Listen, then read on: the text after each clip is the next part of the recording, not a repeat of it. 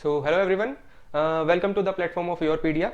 So basically what we are going to do today, आज basically हम लोग करने क्या वाले हैं कि आपके पास में जो गुजरात में असिस्टेंट इन्वायरमेंट इंजीनियर्स की पोस्ट आई है अभी रिसेंटली, ठीक है, उसके लिए थोड़ा सा डिस्कशन करेंगे।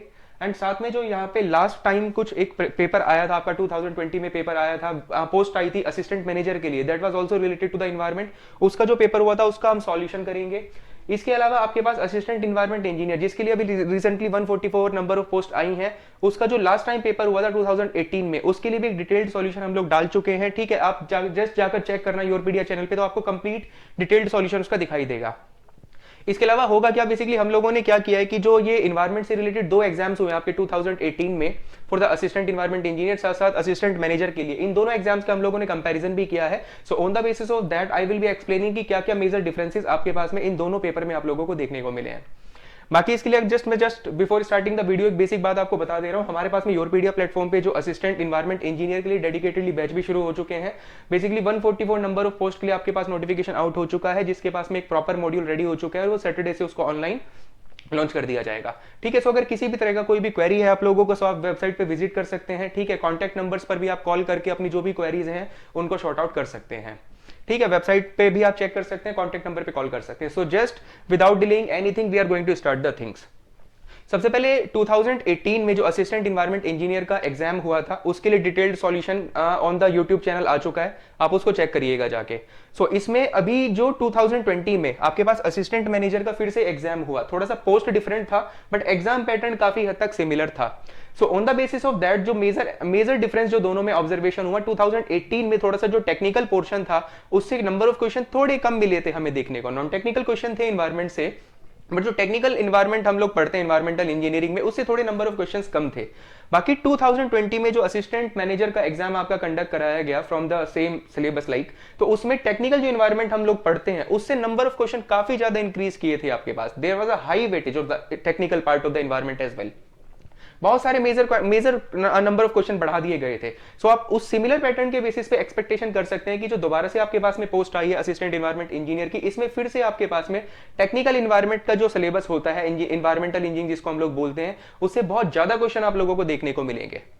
ठीक है, सो बेसिकली जैसे मैंने बताया कि काफी सारे नंबर ऑफ क्वेश्चन आए थे। ठीक है, 2020 में जो एग्जाम हुआ था उसके अंदर, तो हम लोग क्या करेंगे, इसको मेनली दो पार्ट्स में कवर करने की कोशिश करेंगे, सो दैट वीडियो बहुत ज्यादा लेंथी भी ना हो और आप आराम से एक सिंगल पार्ट में काफी सारे क्वेश्चंस का आइडिया लगा सकें। ठीक है, so we will be covering that in the further parts, दो पार्ट्स में इसको पार्ट में ब्रेक करके करेंगे। ठीक है, फर्स्ट पार्ट आज मैं आपसे यहाँ पे डिस्कस करूंगा, कुछ क्वेश्चंस जो इन्वायरमेंट में पूछे गए थे टेक्निकल पोर्शन से, उसका हम डिटेल्ड सॉल्यूशन देखेंगे, एनालिसिस करेंगे। ठीक है, and we will try to cover the concept as well. बाकी नेक्स्ट पार्ट में रिमेनिंग क्वेश्चंस भी हमारे पास जो अदर मेंटर्स हैं, they will try to cover the things. So without delaying anything, let's start the discussion शुरू करते हैं। सो मैंने क्वेश्चन का सीक्वेंस यहाँ पे क्वेश्चन ऑर्डर चेंज नहीं किया है, सो दैट आपके पास में ऑर्डर ब्रेक ना हो। ठीक है, वही सेम जिस ऑर्डर में क्वेश्चंस एग्जाम में आए थे वही सेम ऑर्डर में हम लोग लेके चलेंगे। सो द क्वेश्चन नंबर 8 था बेसिकली हमारे पास, तो मैंने इसको वन क्वेश्चन भी आप बोल सकते हो एक तरीके से, अगर हम अपने सीक्वेंस के हिसाब से लेके चलें। सो ऑफिशियल पेपर में क्वेश्चन नंबर 8 था। ठीक है, तो क्या क्वेश्चन था भाई, sewage sickness occurs when. So the question is related to the sewage sickness. So option दिए हैं आपके पास में, sewage contains pathogenic organisms, sewage enters the water supply system, sewage gets clogged, sewers get clogged due to the accumulation of the solid, या फिर none of the above. So basically sewage sickness का meaning पूछा है आपसे ना, कि generally sewage sickness होता कब है हम लोगों के पास में, तो हमें पता होना चाहिए कि what is actually the meaning of the sewage sickness. Sewage sickness होता क्या है कि जब हम कंटिन्यूअसली ना किसी सीवेज को डंप करा रहे होते हैं किसी भी लैंड पोर्शन के ऊपर, when we are dumping the sewage over the portion of a land, तो होता क्या है कि सम टाइम जो लैंड होता है, उस जो सॉइल होती है एक तरीके से, उसके पोर्स क्या हो जाते हैं, क्लॉग्ड हो जाते हैं, दे गेट चोक्ड। ऐसा बहुत सारे रीजंस के कारण हो सकता है कि लाइक अगर आप सपोज करो कि बहुत हाई फ्रीक्वेंसी के साथ किसी पर्टिकुलर एरिया पे सीवेज को डंप करते रहोगे, तो होगा क्या प्रॉब्लम, आपके पास उसके वॉइड्स क्या हो जाएंगे, एक तरह से चौक हो जाते हैं। या फिर बहुत हाई क्वांटिटी में किसी सीवेज को डंप करोगे किसी सॉइल एरिया पे बहुत कम टाइम पीरियड के अंदर अंदर, तो भी चांसेस बनेंगे किसके, कि उसका जो बेसिकली पोर्स है वो क्या हो जाएगा, एक तरीके से ब्लॉक हो जाएंगे, लाइक क्लॉग्ड हो जाएंगे। इसी प्रोसेस को जनरली हम लोग सीवेज सिकनेस कहते हैं। सो सीवेज सिकनेस एक्चुअली आपका एक तरह से रेफर करता है किसको, the blocking of the soil pores when we continuously dump the sewage over the sample of a land, किसी लैंड सैंपल के ऊपर जब हम लोग उसको डंप करते हैं। ठीक है, तो इसी हिसाब से कंडीशन देखें तो सीवेज सिकनेस जनरली आप लोगों को कब मिलती है, इसका मैंने पूरा मीनिंग बताया कि सीवेज सिकनेस होती कब है, क्या क्या इसके रीजंस हो सकते हैं।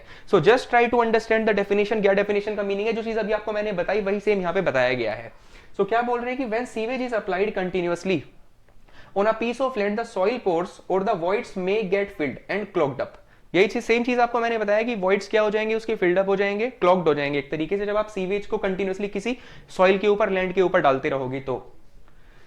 with the sewage matter retained in them. Thus, the free circulation of the air will be prevented and anaerobic conditions will be developed within the pores. होगा क्या कि कहीं ना कहीं अगर लाइक पोर्स ब्लॉक हो गए तो उससे प्रॉब्लम क्या निकल कर आएगी आपके पास में, वहां पे एयर का सर्कुलेशन नहीं हो पाएगा इतना प्रॉपर्ली ना, इतना प्रॉपर ऑक्सीजन सप्लाई नहीं मेंटेन हो पाएगा। That will lead to the development of the anaerobic conditions. उससे डेवलप हो जाएंगे आपके पास में anaerobic conditions, and anaerobic conditions के डेवलपमेंट के कारण वहां पे जो एंड प्रोडक्ट्स बनेंगे that will lead to the like evolution of the so many foul gases. Anaerobic decomposition वहां पे क्रिएट होगा, उसके कारण बहुत सारी फाउल गैसेस आप लोगों को देखने को मिलेंगे, लाइक मीथेन, CO2 ऐसे टाइप की गैसेस। तो यहां से डेफिनेशन आपको समझ में आया होगा। I think the definition should be clear to everyone. बाकी इसमें नेक्स्ट पार्ट आपके पास में क्या है, इन द सेम थिंग आपसे जो पूछा है कि yes, so I have already mention the same thing. इसका डेफिनेशन पूरा आई थिंक आप सभी लोगों को क्लियर हुआ होगा। Now the next is how to prevent this condition, कि कैसे हम लोग सीवेज सिकनेस को प्रिवेंट कर सकते हैं। तो इसको प्रिवेंशन अगर आपको देखना है तो इसका मैंने रीजन बताया कि आपका जो सीवेज है उसको बेसिकली आप प्रॉपर्ली ट्रीट करें। प्रॉपर ट्रीट करोगे तो कहीं ना कहीं उसके अंदर जो सस्पेंडेड सॉलिड्स होंगे उनकी कॉन्सेंट्रेशन क्या आएगी, थोड़ी कम निकल के आएगी, जिससे कि सॉइल के पोर्स के ब्लॉक होने का चांसेस कम बनेगा। इसके अलावा और जो रीजन हो सकते हैं आपके पास में, प्रॉपर एक अंडर ड्रेनेज सिस्टम डेवलप्ड होना चाहिए वहां पे, जिससे कि प्रॉपर्ली वो जो सीवेज आप डाल रहे हो प्रॉपर अंडर ड्रेनेज सिस्टम के थ्रू आगे पास करता रहे। ऐसा ना हो कि एक जगह पे इकट्ठा होता जा रहा है, इकट्ठा होगा तो क्या होगा, कहीं ना कहीं वो पोर्स को ब्लॉक कर देगा। सो अदर क्या हो सकता है आपके पास में, जैसे आप किसी लैंड के ऊपर डाल रहे हैं किसी सीवेज के सैंपल को, थोड़ा सा उसको ब्रेक देने की कोशिश करें। ऐसा नहीं हो कि एकदम से बहुत बहुत रैपिडली वही सेम पोर्शन ऑफ लैंड के ऊपर आप लोग सीवेज डालते जा रहे हैं, तो उसमें भी कहीं ना कहीं प्रॉब्लम आपके पास में क्रिएट हो जाएगी। ठीक है, अदर क्या हो सकता है, जैसे कि वही है कि बहुत ज्यादा क्वांटिटी में ना डालें उसको। ऐसा नहीं कि बहुत हाई क्वांटिटी में सीवेज आपने किसी लैंड के ऊपर डाल दिया, थोड़ा थोड़ा धीरे धीरे शैलो डेप्थ रखने की कोशिश करें। बहुत ज्यादा डेप्थ ऑफ सीवेज ना वहां पे डालें एकदम से, बहुत कम इंटरवल ऑफ टाइम के अंदर। तो सीवेज सिकनेस का हमने मीनिंग देखा कि क्या होता है। So as per the given options अगर हम देखें, जो ऑप्शंस आपको यहाँ पे दिखे, तो so no one is the correct actually. ठीक है, इसमें क्या लिखा है, sewage sickness occurs when the sewage contains pathogenic organisms, या फिर sewage enters the water supply system, sewers get clogged due to the accumulation of the solids. Actual meaning क्या होता है, सीवेज सिकनेस का मीनिंग होता है कि लैंड पोर्शन क्या हो जा रहा है, क्लॉग्ड हो जा रहा है। So as per the given condition we should go with the option number D. ठीक है, I think this is clear to everyone. So this should be the correct option जो आप लोगों को सेलेक्ट करना चाहिए, D should be selected as the option. ठीक है, चलिए now let's move to the next पे चलेंगे। सो नेक्स्ट क्वेश्चन आप लोगों के पास में है, yes this is the question. मैंने बोला कि मैंने क्वेश्चंस का ऑर्डर चेंज नहीं किया है, जो आपके पास एग्जाम में जो ऑर्डर में क्वेश्चन दिए हुए थे वही सेम ऑर्डर में हम लोग चीजों को लेके चल रहे हैं। अदर पार्ट होगा इसका डिस्कस, ठीक है, अदर मेंटर्स उसको डिस्कस करेंगे। ठीक है, बहुत बड़ा पोर्शन था, काफी सारे टेक्निकल चीजें आई थी, तो एक पार्ट में ना करके उसको पार्ट्स लाइक एक सिंगल पार्ट में ना करके उसको मल्टीपल पार्ट्स में उसको सॉल्व करने की कोशिश करेंगे, सो दैट वीडियो बहुत ज्यादा लेंथी ना हो। नाउ नेक्स्ट आपके पास में क्या है कि which of the following device is used for the removal of the oil and grease. Very important part related to the treatment of the sewage. ठीक है, सो इसमें पूछा है कि आपको बहुत सारे डिवाइसेस मेंशन किए और पूछा है कि which of the following device is used for the removal of the oil and grease. Oil and grease के रिमूवल के लिए कौन सा डिवाइस आपके पास यूज होगा। सो थोड़ा बहुत फंक्शन पता होना चाहिए इन सब के बारे में, जो कि थोड़ा सा अदर एग्जाम में आने वाले टाइम पे पूछ सकते हैं।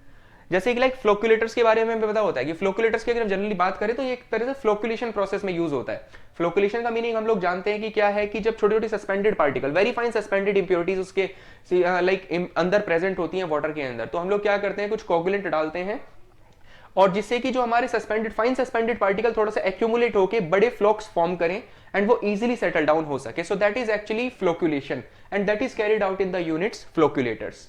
नाउ नेक्स्ट आपके पास में होता है ग्रिड चैम्बर्स। ग्रिड चैम्बर्स भी एक very important device for the treatment of the waste water.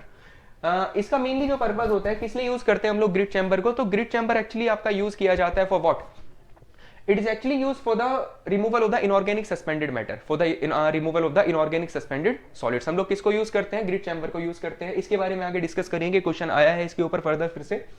Skimming tank का पता होना चाहिए कि skimming tank actually used for the removal of the oil and grease, that is very important for this. यही पूछा भी था आपसे क्वेश्चन में कि which of the following device is used for the removal of the oil and grease. So skimming tanks are used for the removal of the oil and grease. करते क्या है हम लोग, टैंक जो होते हैं उसके नीचे बेसिकली क्या करेंगे, एयर को पास कराने की कोशिश करेंगे, जिससे कि जो ये लाइट जो भी फ्लोटिंग मैटर होगा ना, लाइक आपके पास में ऑयल होगा, ग्रीस होगा, वो सब सरफेस पे क्या हो जाए, सीवेज के सरफेस पे इकट्ठा हो जाए और आप उसको अलग से क्या कर सके, सेपरेट आउट कर सके, इजीली सेपरेट आउट आप उसको कर सके। So that is actually what, इसी को क्या बोलते हैं हम लोग, स्कीमिंग प्रोसेस कहते हैं, and that is carried out in the units skimming tanks. Skimming tanks में इसको किया जाता है। सो इस कंडीशन के हिसाब से आपके पास में option number D should be the correct answer for this.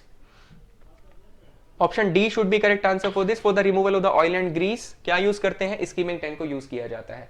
Now next इसमें एक्सप्लेनेशन दिया है थोड़ा इन्होंने ना।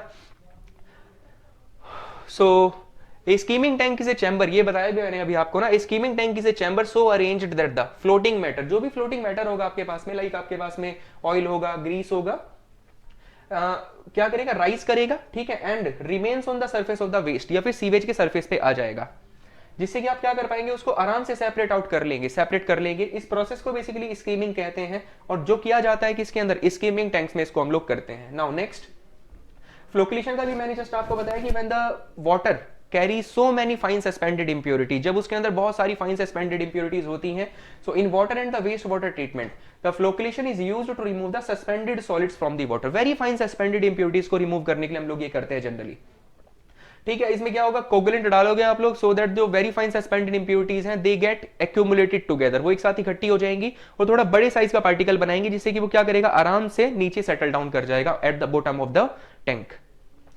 इसको जनरली हम लोग फ्लोक्लेशन कह देते हैं प्रोसेस को, ठीक। So this is clear to everyone. Option number D should be correct answer for this. Skimming tanks में किया जाता है ऑयल एंड गैस का removal. Now let's move to the next question. Next question की तरफ चलेंगे। Okay, so as you can see not only on the theoretical part, exam में focus किया गया है आपके पास कुछ बेसिक न्यूमेरिकल्स पर भी। तो क्या बेसिक न्यूमेरिकल थे उसके बारे में अभी हम लोग देख रहे हैं। तो न्यूमेरिकल पोर्शन भी कुछ कवर करा जा रहा है, उसके बारे में देखेंगे किस टाइप का न्यूमेरिकल आया है। बेसिकली वन लाइनर टाइप ही है, बहुत ज्यादा कैलकुलेशंस इन्वॉल्व नहीं है, लेकिन हाँ पूछा जरूर है, बेसिक न्यूमेरिकल्स पूछे हैं आपसे। सो प्रोबेबिलिटी है इस बार भी जो एग्जाम होगा आपके पास असिस्टेंट इन्वायरमेंट इंजीनियर का गुजरात में जो होने वाला है, उसमें भी चांसेस बनेंगे कि न्यूमेरिकल पोर्शन फिर से आएंगे। तो देखो क्या बोला है इसने ना, in a laboratory test of a sewage sample the initial dissolved oxygen and the final dissolved oxygen were found to be 10 milligram per litre and the 2 milligram per litre. So question is mainly related to the BOD, ठीक है। Numerical portion होता है, important भी है। Initial dissolved oxygen आपको mention किया है 10 milligram per litre and the final dissolved oxygen is given as the 2 milligram per litre. The test was conducted using 1% dilution. The test was conducted using 1% dilution. What will be the BOD of the given sewage sample. So you must understand this कि जब भी हम लोग BOD की बात करते हैं तो बीओडी निकालते कैसे थे। अगर आपको बीओडी डिटर्मिनेशन करना है तो बीओडी निकालने का क्या तरीका होता था, बीओडी 5 जनरली 5 डे पे रिपोर्ट करते हैं ना हम लोग। तो तरीका क्या होता था भैया, simple, dissolved oxygen initial sample के अंदर minus dissolved oxygen final sample के अंदर इनटू करोगे आप क्या, dilution factor, into dilution factor. तो इसने सिंपल डाटा दिया है आपको क्वेश्चन में कि डिसॉल्व्ड ऑक्सीजन इनिशियली कितना है आपके पास में, 10 है as given in the question. Dissolved oxygen initially is 10 minus final dissolved oxygen is what 2, और इसने डाइल्यूशन फैक्टर के लिए आपको डाटा दिया है 1% डाइल्यूशन। तो 1% डाइल्यूशन का मीनिंग आपको समझ में आना चाहिए कि अगर आपके पास में सपोज करो कि डाइल्यूशन फैक्टर का मीनिंग लाइक कि टोटल वॉल्यूम जो बन रही है आपके पास में डाइल्यूटेड सैंपल की divided by the volume of the test sample, इसी को जनरली हम लोग डाइल्यूशन फैक्टर बोलते हैं। The total volume of the diluted sample divided by the volume of the test sample. तो इसने 1% डाइल्यूशन बोला है, तो 1% डाइल्यूशन का मीनिंग आपको समझ में आना चाहिए कि अगर मेरे पास में टोटल 100% सैंपल है, डाइल्यूटेड सैंपल कितना है, टोटल 100% है, तो उसमें जस्ट 1% क्या है आपके पास में, टेस्ट सैंपल है। So dilution factor as per the given condition क्या बनेगा आपके पास में, इस कंडीशन के हिसाब से डाइल्यूशन फैक्टर बनेगा आपके पास में 1, क्योंकि फाइनल वॉल्यूम कितना हुआ, 100 हुआ, टेस्ट सैंपल आपने कितना लिया, जस्ट 1 लिया है, इसी को हम लोग डाइल्यूशन फैक्टर बोलते हैं। सो अगर इसको सॉल्व करेंगे तो कितना हो रहा है, 8 इंटू 100 हो जाएगा, that will be equal to what, 8 into 100 that is equal to what, 800 milligram per liter, that will be 800 milligram per liter. So option number B will be correct for this question. So देखो easy numerical था, बहुत ज्यादा calculation involve नहीं थी, simple question था। Just अगर थोड़ा बहुत आपको आइडिया है इसके बारे में तो क्या कर लेंगे, इजीली सॉल्व हो जाएगा। और ऐसे ही क्वेश्चन आएंगे मेनली, बहुत ज्यादा लेंदी न्यूमेरिकल नहीं होंगे, जो लाइक बहुत ज्यादा आपकी कैलकुलेशन इन्वॉल्व हो। बट एक बात है कि थ्योरेटिकली चीजें ज्यादा आएंगी, आप यहाँ पे देखेंगे एनालाइज करके कि मोस्ट ऑफ द क्वेश्चन आपको कैसे दिखाई देंगे, that will B from the theoretical portion. One liner type भी होंगे कुछ क्वेश्चन, बट कुछ क्वेश्चन ऐसे होंगे जिनमें आपको अच्छी थ्योरेटिकल नॉलेज की रिक्वायरमेंट होगी। न्यूमेरिकल पोर्शन थोड़ा कम रहेगा, but most of the thing will be theoretical type, और अच्छी थ्योरेटिकल चीजें पूछी जा रही हैं, ऐसा नहीं कहेंगे बहुत सिंपल चीजें पूछ रहे हैं। तो एक प्रॉपर गाइडेंस की रिक्वायरमेंट पड़ेगी, ऐसे केस में ढंग से तैयारी होनी चाहिए। चलो इसको करते हैं आगे, फिर ना कंटिन्यू करते हैं। So this is clear to everyone, question number 22 is clear to everyone. Now let's move to the next question. So next of the question हम लोगों के पास में है कि the two main gases liberated from an anaerobic sludge digestion tank would include, again from the waste। so देखो कितने सारे क्वेश्चन पूछे जा रहे हैं फ्रॉम द सीवेज या फिर वेस्ट वाटर से आप कह सकते हैं। एनारोबिक कंडीशन जब डेवलप होती हैं, तो एनारोबिक कंडीशंस में जब एक तरह से बेसिकली क्या होता है, डाइजेशन होता है, स्लज का डिकम्पोजिशन होता है। सो वहां पे क्या होगा, आपके पास में गैसेस का इवोल्यूशन होगा, gases will be released during the anaerobic digestion. And product क्या बनते हैं उसके, गैसेस डेवलप होती हैं बहुत सारी। सो यही एक इसमें मेन इंपॉर्टेंट पार्ट इसने पूछा है कि जो कौन कौन सी दो मेन गैसेस हैं जो आपकी रिलीज होंगी, कब, जब आप एनारोबिकली क्या करवाएंगे, डिकम्पोजिशन करवाएंगे या फिर उसको डाइजेस्ट करवाएंगे। तो the two main gases liberated from an anaerobic sludge digestion tank would include. So very important thing is कि जो दो मेन क्वांटिटी में आपकी गैसेस रिलीज होती हैं, दैट आर एक्चुअली व्हाट, एक तो होता है आपके पास methane and the second is what, CO2। Do remember this thing, very important for every examination. बहुत पूछते हैं कि कौन सी मेजर गैस प्रोड्यूस होती हैं आपकी एनारोबिक डाइजेशन में। सो मीथेन एंड द CO2। अगर मैं इसका एक अप्रोक्सीमेट आपको आइडिया भी दूं तो लगभग 65% के आसपास बोल सकते हो इसका कॉन्सेंट्रेशन, अराउंड 30 to 35% बोल सकते हो इसका कॉन्सेंट्रेशन। सो इस कंडीशन के हिसाब से आपको ऑप्शन देख के पहचानना पड़ेगा कि भैया methane and hydrogen sulphide, ammonia and the carbon dioxide and the methane, yes, that should be correct for this, carbon dioxide and the methane। इसका एक अप्रोक्सीमेटली जो परसेंटेज हो सकता है वो भी मैंने मेंशन कर दिया कि लगभग कितने परसेंटेज में देखने को मिलेगी। बाकी तो रेंज होती है, बट ऑन एन एवरेज आप मान सकते हैं कि लगभग 65% एंड द 35% के आसपास होती है कंडीशंस। सो क्या हो रहा है यहाँ पे देखो जरा, इसमें लिखा भी है anaerobic digestion is the degradation of the organic matter by the microbial activity in the absence of the air। yes, कब होगा, मेनली होगा ये किसमें, in the absence of the air, air की एब्सेंस में होंगी चीजें, ठीक, in the absence of the air, anaerobic decomposition will be in the absence of the air, जिसमें कि क्या होगा, बहुत सारी गैसेस डेवलप होंगी आपके पास में, and mixture of the methane, carbon dioxide and some other gases. ऐसा नहीं कि सिर्फ यही दो गैसेस डेवलप होंगी, और भी बहुत सारी गैसेस डेवलप होती हैं, बट एक मेजर बताया है कि भाई मेजर कौन सी गैसेस आपको देखने को मिलेंगी। नेक्स्ट परसेंटेज मेंशन किया कि मीथेन अप्रोक्सीमेटली कितना होता है, 50 to 75% तक रहेगा लगभग। एक मैंने बता दिया है तो रेंज है जस्ट, बट इसका एग्जैक्टली मान ले तो लगभग 65% के आसपास आप मान सकते हैं कि डेवलप होता है। कार्बन डाइऑक्साइड लगभग 25 से 50% दिया, बट मैंने बताया कि आपको लगभग 35% के आसपास आपको देखने को मिलेगा। So as per the given conditions option number A should be correct for this one, ठीक। बाकी और भी बहुत सारी गैसेस डेवलप होंगी, बट मेजरली कंट्रीब्यूशन याद रखना कि for the methane and the CO2। Now let's move to the next question, next question की तरफ चलेंगे।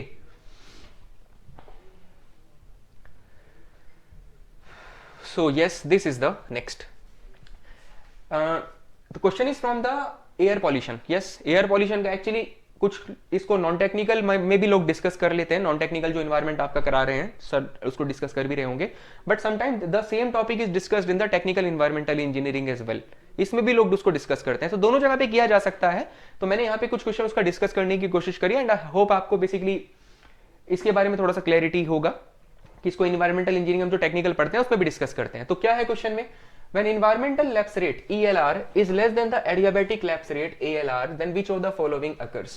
Okay, so the question is being asked from the environment mainly कि किस तरीके का आपका environment फॉर्म होगा और उस लैप्स रेट को हम लोग क्या बोलते हैं। सो इसने दिया है कि when the ELR का फुल फॉर्म हम लोगों को पता होना चाहिए, ELR means what, environmental lapse rate, and दूसरा इसने क्या दिया, ALR दिया है, दैट इज इसको हम लिखेंगे ALR, that is adiabatic lapse rate. ALR on the basis of the relative magnitudes of the ELR and the ALR, mainly 3 type के आपको एटमॉस्फेयर्स देखने को मिल सकते हैं, या फिर आप बोल सकते हैं लैप्स रेट देखने को मिल सकते हैं। कौन कौन से, लाइक आपके पास में हो सकता है neutral, when the concentration of the ELR या फिर value when the value of the ELR and the ALR are same, in that case the neutral environment will be formed, और उसको हम क्या बोलते हैं, बेसिकली न्यूट्रल कहेंगे। एंड दो और टर्म आते हैं आपके पास में, क्या एक आता है सब एडियाबैटिक लैप्स रेट एंड दूसरा होता है क्या, super adiabatic lapse rate. Neutral का मैंने बताया दोनों लगभग क्या मिलेंगे आपको, ELR is equal to what, ALR देखने को मिलेगा। Environmental lapse rate will be equal to what, adiabatic lapse rate. Environmental lapse rate mainly क्या कि जब हम लोग किसी हाइट पे जाते हैं तो होता क्या है, जो हमारे पास में एम्बिएंट इन्वायरमेंट होता है उसका टेम्परेचर, एयर का टेम्परेचर कहीं ना कहीं हाइट के साथ, ट्रोपोस्फेयर में बात करें तो with rise in the height the temperature will decrease, वो क्या करेगा, आपको डिक्रीज करता हुआ दिखाई देगा। ठीक है, that is actually environmental lapse rate. In the similar way जब कोई हम लोग बेसिकली किसी पोल्यूटेंट्स की बात करते हैं, so with the rise in the atmosphere, with the rise in the atmosphere जैसे जैसे हाइट बढ़ेगी, सो टेम्परेचर क्या होगा उसका भी थोड़ा सा डाउन होता है, जिसको हम बोलते हैं एडियाबैटिक लैप्स रेट। ठीक, ALR से उसको हमने रिप्रेजेंट किया है। नाउ इसने दिया है क्वेश्चन में कि when the ELR is less than the ALR, तो ELR is less than the ALR, what type of environment should be formed, किस तरीके का एनवायरनमेंट आप लोगों को देखने को मिलेगा। इन दैट कंडीशन हमें कुछ चीजें पता होनी चाहिए कि when the ELR is less than the ALR, that means that type of the environment, अगर आप किसी पर्टिकुलर हाइट पर देखेंगे ELR अगर कम है ALR से, तो इसका मतलब अगर मैं जमीन से ऊपर किसी पर्टिकुलर हाइट की बात करूंगा तो the temperature of the ambient air हमें थोड़ा ज्यादा नजर आएगा as compare to the pollutants. So ऐसे टाइप के एनवायरनमेंट को हम लोग जनरली क्या बोलते हैं, स्टेबल एनवायरनमेंट कहते हैं। एंड द इसी को क्या बोला जाता है, कुछ बेसिकली हम लोग सब एडियाबैटिक एनवायरनमेंट भी कहते हैं, that is also called as a sub adiabatic environment. Stable या फिर आप क्या बोल सकते हैं, सब एडियाबैटिक कह सकते हैं। अगर हम बात करेंगे simple when ELR will be more than the ALR, तो उस केस में अगर हम देखेंगे किसी पर्टिकुलर हाइट पे देखेंगे अगर फ्रॉम द ग्राउंड सरफेस, तो हमें क्या दिखाई देगा, the temperature of the pollutant will be slightly higher as compare to the temperature of the ambient air. So in that case what will be happening की अगर किसी पर्टिकुलर हाइट पे pollutants का टेम्परेचर थोड़ा हाई होगा, then they will possess extra energy, temperature high होने के कारण उसके पास एक एक्स्ट्रा एनर्जी होगी। ठीक है, and that will lead to the rapid mixing of the pollutants in the atmosphere. इसी चीज को, इस तरीके के एनवायरनमेंट को जनरली हम लोग क्या बोल देते हैं, अनस्टेबल एनवायरनमेंट कह सकते हैं, या फिर इसी को क्या सुपर एडियाबैटिक भी कहा जा सकता है। That type of the lapse rate is called as a super adiabatic, या सुपर एडियाबैटिक एनवायरनमेंट भी इसको आप कह सकते हैं। सो इस कंडीशन के हिसाब से देखें तो एक्सप्लेनेशन भी आपको यहाँ पे मेंशन किया है जो मैंने बताया अभी आपको, when the ELR is more than the ALR, ALR से ज्यादा होगा तो उसको क्या कहेंगे, सुपर एडियाबैटिक, या फिर आप उसको क्या कह सकते हैं, that can also be called as unstable. ठीक है, when ELR is less than the ALR, in that case condition क्या होगी आपके पास में, that will be called as the sub adiabatic. ये मैंने अभी बताया आपको, इसी को हम लोग स्टेबल भी कह सकते हैं। और ये भी कंडीशन आपको बताई कि when the ELR is equal to ALR, उसको न्यूट्रल कंडीशन हम लोग कहते हैं। ELR environmental lapse rate, ALR that means what, adiabatic lapse rate. So as per the given condition sub adiabatic lapse rate should be the correct for this one, D should be the correct option for this. So दिया इसने था ELR less than the ALR, तो क्या होगा, basically सब adiabatic आप लोगों को देखने को मिलेगा। Now let's move to the next question, next question पे चलेंगे।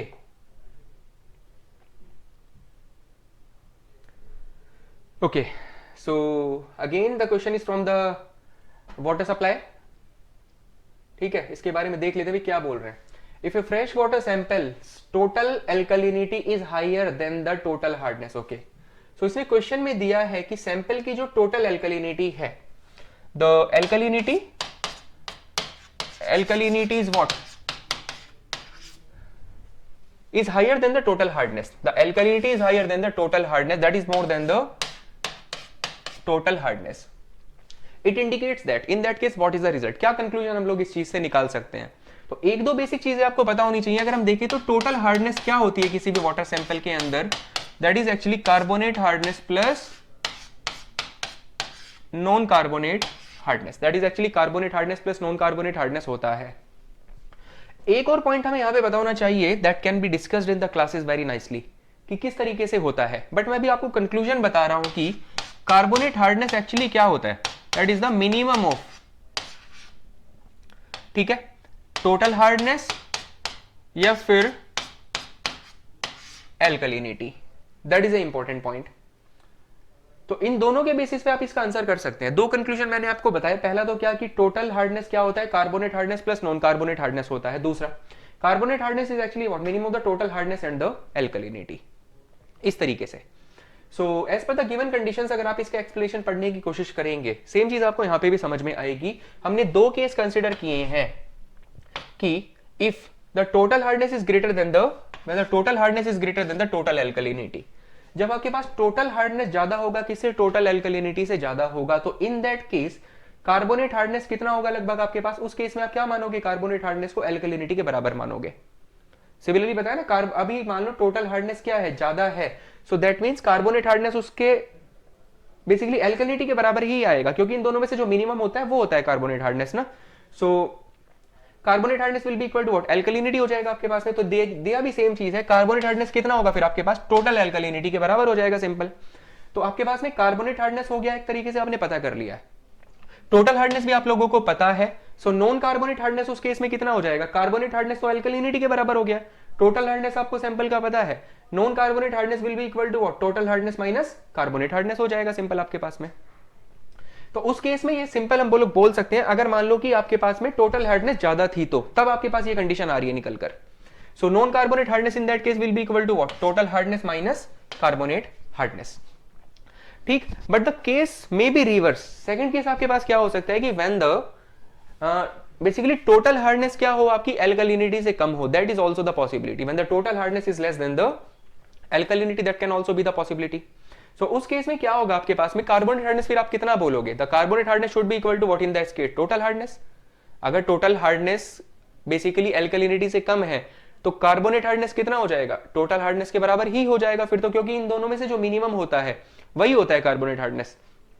तो कार्बोनेट हार्डनेस उस केस में टोटल हार्डनेस के बराबर होगा, and total hardness carbonate hardness के बराबर हो गया, that indicates what, non carbonate hardness is absent there is no non carbonate hardness. या फिर आप ये कह सकते हैं कि all the hardness is the carbonate hardness, all the hardness is in the carbonate form only, non carbonate form में कोई हार्डनेस आपके पास में प्रेजेंट नहीं है। ये भी हम लोग कंक्लूजन निकाल सकते हैं यहां से। तो यही सेकंड केस यहां पे एक्सप्लेन किया गया है कि if the total hardness is less than the alkalinity, if the total hardness is less than the alkalinity, in that case मैंने आपको बताया कार्बोनेट हार्डनेस किसके बराबर होगा, that will be equal to total hardness only. So carbonate hardness किसके बराबर हो जाएगा, तो टोटल हार्डनेस के बराबर ही हो जाएगा, and non carbonate hardness in that case will be equal to what, absent, zero, there will be no non carbonate hardness. So this should be clear to everyone. यही सेम कॉन्सेप्ट हम आगे use करेंगे in the क्या कहते हैं numerical part में। इसमें आया है एग्जाम में इस टॉपिक पे न्यूमेरिकल भी, तो वो भी आगे आएगा आपके पास में, तो वहां पे डिस्कस करेंगे, बाकी अभी के लिए क्लियर होगा आपको। सो इस कंडीशन के हिसाब से देखें तो हमें क्या आइडिया लग रहा है कि if the alkalinity is higher than the total hardness, इसका मीनिंग क्या होगा, carbonate hardness is equal to total hardness, and इसका मीनिंग ये है कि पूरा complete hardness is only in the form of the carbonate form. Simple carbonate form में ही आपके पास क्या है, टोटल हार्डनेस प्रेजेंट है। So all hardness is in the carbonate form, there is no hardness in the non carbonate form. Clear, that should be clear to everyone now. So let's move to the next पे चलेंगे। Yes, so next of the question, I think this is clear to everyone, ये पूरा clear होगा। आगे इसका numerical भी आएगा इसी सेम टॉपिक पे जो पूछा गया है हमारे पास में। नेक्स्ट है आपके पास क्या, a technique used to determine the concentration of order compounds in a sample is known as, या सिंपल आपको बेसिकली टेक्निक का नाम पूछा गया एक तरीके से ना, स्ट्रिपिंग। क्लोरीनेशन तो नहीं होगा मेनली ना, क्लोरीनेशन में तो हम लोग क्या करते थे, सिंपल क्लोरीन ऐड करवाते हैं for the disinfection purposes, for the disinfection purposes chlorine is added into the water sample for the purpose of the disinfection. So that technique is actually what, stripping. इसके लिए detailed चीजें सारी theoretical lectures में पढ़ाई जाती हैं। सो अभी just paper analysis कर रहे हैं, पेपर का एक आइडिया दिया जा रहा है आपको, देख रहे हैं कैसे कैसे सॉल्यूशन होगा क्वेश्चंस का। तो stripping should be correct for this one, yes. तो इसमें लिखा भी है, that is given in the explanation as well की yes, stripping. So stripping analysis is an advanced technique for the identification of the odorous compounds. याद रखना in the upcoming years या फिर किसी other examination में भी आपको ये चीज देखने को मिल सकती है। So क्या है, for the identification of the odorous compounds stripping technique is used. The important नाम है, याद रखना टेक्निक के बारे में, ऑब्जेक्टिव में कहीं पे पूछा जाएगा या मिल जाएगा आपको। So D should be correct for this one. Now let's move to the next. So in the next, which of the following stress in a pipe depends on temperature? Which of the following stress in a pipe depends on the temperature? Yes, various stresses are produced in the pipe due to the different reasons. Some of the stresses are developed because of the load, some of the stresses are developed because of the temperature variations as well. So इसमें क्या है simple आपके पास में कि temperature पे क्या stresses depend करेगा आपके पास में। तो अगर हम बात करें टेम्परेचर पे जो स्ट्रेसेस डिपेंड करेंगे, the stresses which are developed because of the temperature variations are called as the thermal stress, या फिर आप उनको कह सकते हैं क्या, temperature stresses. That will depend on the what, temperature, temperature पे डिपेंड करेगा आपके पास में। सो इस कंडीशन के हिसाब से temperature stress should be the answer for this one. Temperature stress is caused in pipes when they are laid above the ground because of the atmospheric temperature variations। गर्मी होगी, सर्दी होगी, टेम्परेचर क्या होंगे, चेंज होंगे। सो उस केस के कारण क्या होगा आपके पास में, temperature stresses will be developed. So temperature stress will depend on the temperature, यही पूछा था क्वेश्चन में आपके पास में ना। Now let's move to the next question. So A should be correct for this. Do remember that what happens during the breakdown of the ozone, what happens during the breakdown of the ozone। now इसके बारे में थोड़ा सा देखना होगा हमें। Actually ozone gas basically एक तरह से हम लोग यूज करते हैं for the disinfection purpose. For the disinfection purpose we will add ozone into the water, water के अंदर उसको हम लोग ऐड करेंगे। And when we will add ozone in the water, जब हम लोग ओजोन को वाटर के अंदर ऐड करेंगे तो होगा क्या आपके पास में कि this O3 will actually break down in O2 plus O, इसमें ये ब्रेक हो जाएगा। When we will add ozone in the water, that will break down into O2 and O. That is actually oxygen simple। और ये क्या है, इसको बोलते हैं नेसेंट ऑक्सीजन। ठीक है, इसको नेसेंट ऑक्सीजन कहते हैं। And that is a very high oxidising agent. ये जो नेसेंट ऑक्सीजन होता है that is very high oxidising agent, that is very harmful for the micro organisms and the organic matter. That will help us to remove the organic matter present in the water and help us to remove the micro organisms from the water. ठीक है, सो यही पूछा था इसने question में कि what happens during the breakdown of the ozone. जब ozone add करते हैं तो क्या होता है, CO2 is formed, no. Nascent oxygen is formed, yes this is correct. Nascent oxygen, इसी को नेसेंट ऑक्सीजन हम लोग कहते हैं। CO2 and nascent oxygen is form नहीं, formation of the oxygen in the water takes place नहीं, nascent oxygen in the O2 will take place. So इसके हिसाब से देखो जरा क्या बनता है आपके पास में, या explanation is given. So option number B should be correct ना, nascent oxygen is formed for this question। explanation दिया भी है आपको कि ozone readily break down into normal oxygen and release nascent oxygen. यही चीज मैंने अभी आपको सेम बताई है कि जब आप लोग उसको ऐड करेंगे तो होगा क्या, वो ब्रेक हो जाएगा किसमें, नॉर्मल ऑक्सीजन में एंड नेसेंट ऑक्सीजन में। Ozone, oxygen and the nascent oxygen. ठीक है, so this nascent oxygen so produced is powerful oxidizing agent। this is a very powerful oxidizing agent and removes organic matter as well as bacteria from the water। so this is correct answer for this। nascent oxygen is produced when we will add the ozone into the water। now let's move to the next पे चलते हैं। देखिए क्या है next आपके पास में ना,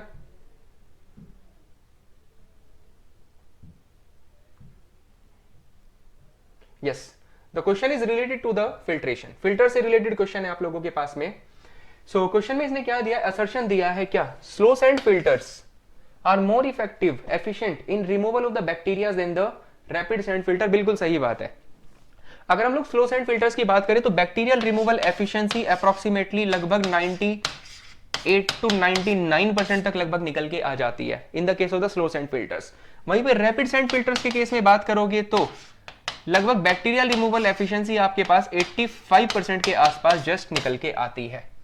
तो दोनों डाटा इंपॉर्टेंट है, डायरेक्टली पूछते हैं ऑब्जेक्टिव्स में आपके पास में। बाकी कंपैरिजन करने के लिए आपको पता होना चाहिए कि भाई स्लो सैंड फिल्टर लगभग आपके पास कितना होता है, अप्रोक्सीमेटली 98 to 99% तक आपको क्या देता है, एफिशिएंसी देता है, बैक्टीरियल रिमूवल एफिशिएंसी देता है। वहीं पे रैपिड सैंड फिल्टर लगभग आपको कितना 85% तक आपको बैक्टीरियल रिमूवल एफिशिएंसी देगा। अब ये जनरली बेसिकली पूछा है इसने कि ये तो स्टेटमेंट ठीक है, असर्शन इज करेक्ट। इस कंडीशन के हिसाब से देखोगे तो असर्शन इज सही है। बाकी what can be the reason for this, इसका रीजन क्या हो सकता है, इसका रीजन है एक्चुअली जो हम लोग इनकी कंस्ट्रक्शन में सैंड क्वालिटी यूज करते हैं उसके बेस पे ये कहीं ना कहीं क्वालिटी जो यहाँ पे ट्रीटमेंट में आपको एफिशिएंसीज का डिफरेंस मिल रहा है वो देखने को मिलता है। The type of the sand used in the manufacturing of the rapid sand filter and the slow sand filter will be different.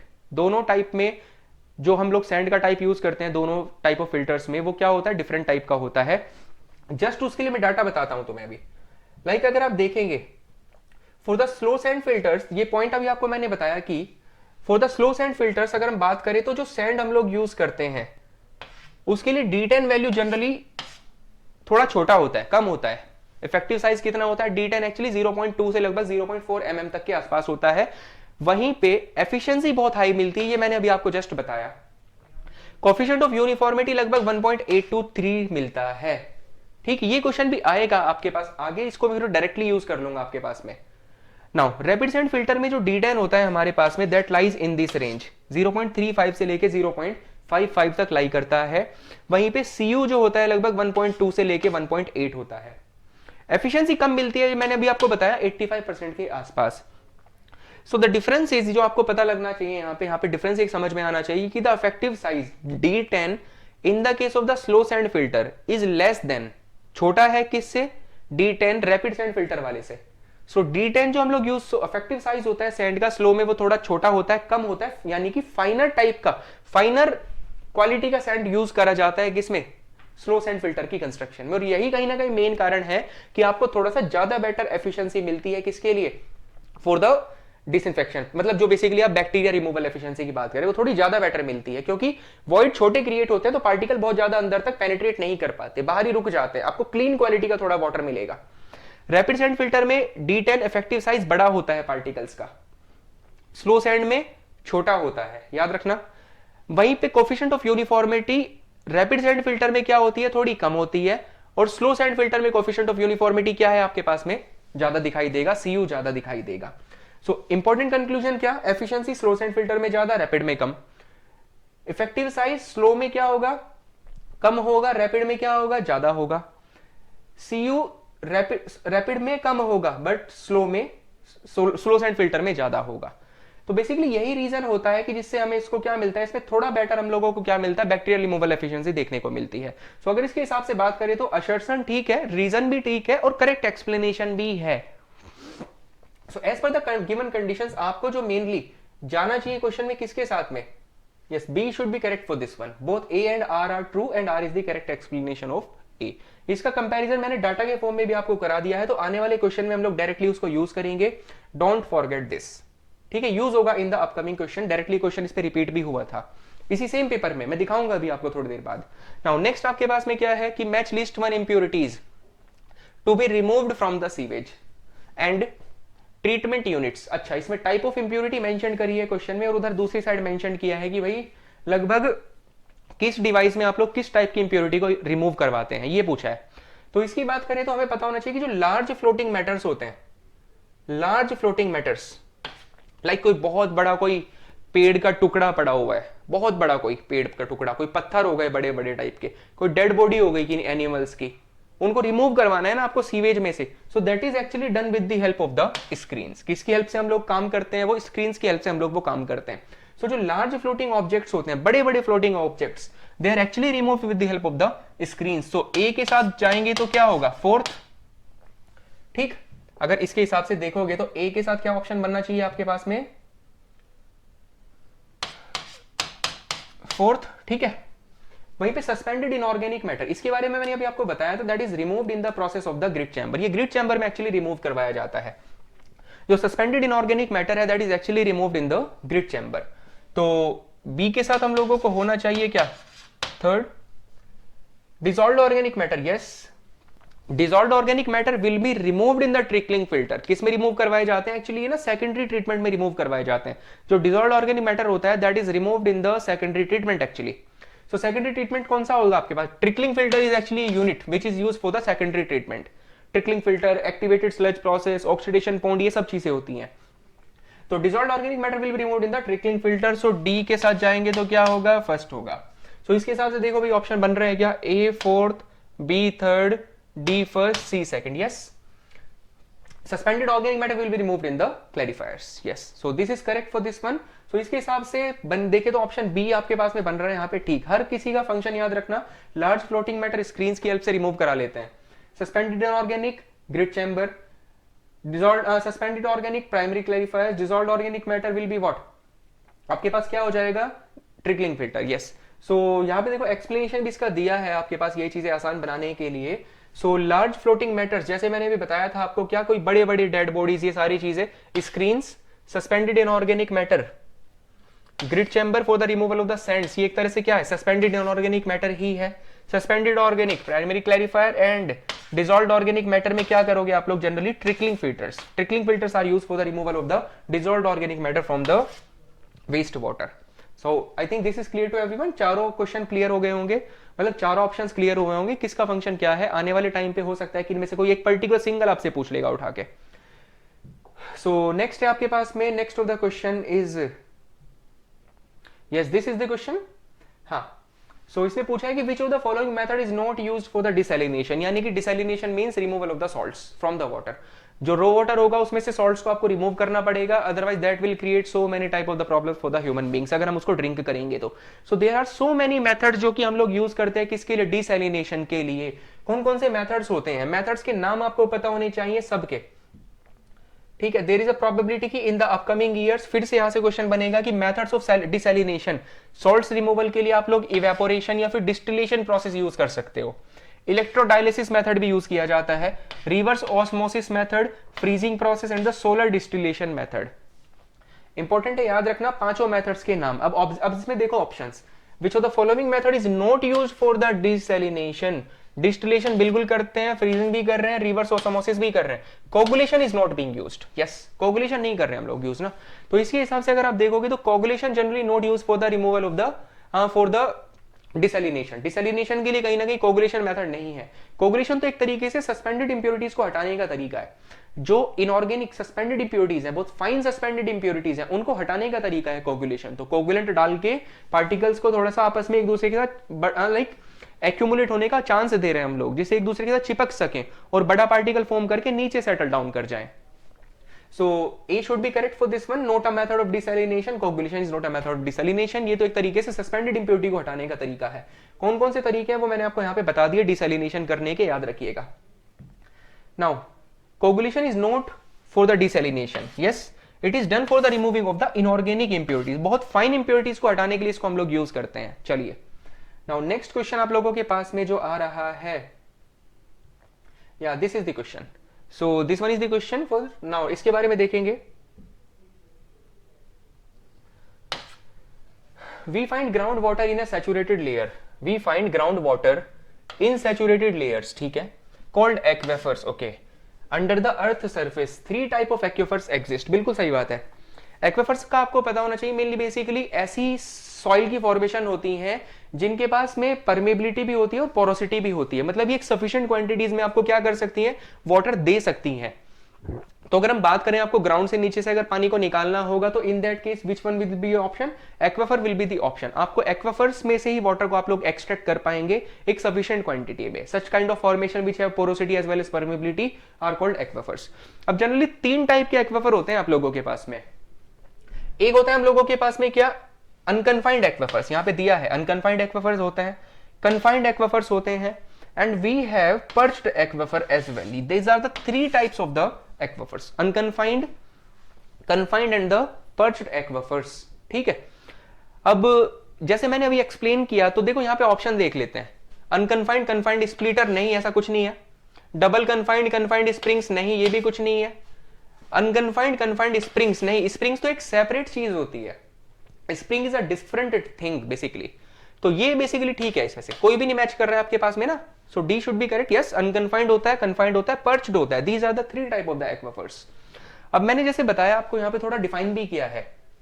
N aquifer is a saturated formation, basically होता क्या है, of the earth material from which the water is yielded in sufficient quantity, जहां से आप sufficient quantity में क्या कर पाएंगे, वाटर को एक्सट्रैक्ट कर पाएंगे, as they have permeability as well as the porosity. दोनों चीजें होती हैं इनके पास में, ठीक। नेक्स्ट,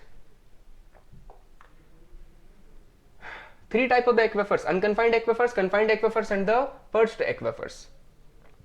इनके बारे में डिटेल में सारी चीजें पढ़ी जाती है इन द थियोरेटिकल लेक्चर्स कि क्या होते हैं तीनों, पर्च्ड क्या होता है, एक्वेफर बेसिकली अनकन्फाइंड क्या होता है, कन्फाइंड क्या होता है। बट मैंने फिर भी थोड़ा सा यहाँ पे मेंशन कर दिया आप लोगों के लिए ना, कि अगर मान लो कि बेसिकली जो आपके पास एक परमिएबल सॉइल जो है, परमिएबल फाउंडेशन अगर आपके पास, जहां से आप वाटर को एक्सट्रैक्ट कर सकते हैं, अगर वो किन्हीं 2 इम्परमिएबल लेयर्स के बीच में प्रेजेंट है, बिटवीन 2 इम्परमिएबल लेयर्स, अगर आपके पास में कोई परमिएबल फाउंडेशन प्रेजेंट है जिससे आप वाटर को एक्सट्रैक्ट कर सकते हैं, सो उस टाइप के एक्वेफर को हम लोग कहते हैं कन्फाइंड एक्वेफर, मतलब कन्फाइंड कर रखा है उसको ऊपर से भी और नीचे से भी किन्हीं इम्परमिएबल फाउंडेशंस ने, that is called as a confined aquifer. लिखा भी है यहाँ पे, an aquifer that is bounded by the 2 impermeable layers at the top and the bottoms, ठीक। नेक्स्ट, अनकन्फाइंड का मीनिंग क्या होता है कि बेसिकली ऐसे टाइप का फाउंडेशन, अगर मान लो कोई एक्वेफर मेनली ऊपर जिसके क्या हो, टॉप पे देखने को मिले आपके वाटर टेबल, और बॉटम से उसको मेनली क्या कर रखा है, कन्फाइंड करवा रखा है हम लोगों ने।